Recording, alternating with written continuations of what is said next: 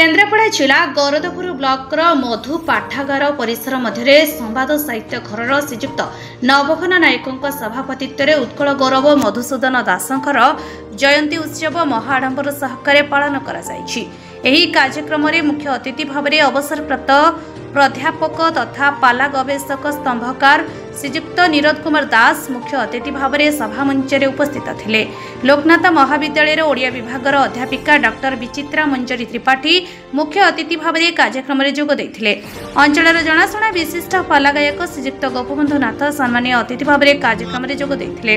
अन्य मध्य गीति कवि कुंज बिहारी पाणी पूर्णचंद्र पंडा शिक्षाविद इंद्रमणि नायक असित कुमार दास भुवन मोहन जेना धीरेन्द्र कुमार पंडा समाजसेवी नरोत्तम परिड़ा पंडित शारदा प्रसाद दास हिमांशु साई भावग्राही परिड़ा शिशिर कुमार बारिक संग्राम केसरी दास प्रभृति व्यक्ति माने उपस्थित रही कार्यक्रम परिचालन में सहयोग करथिले।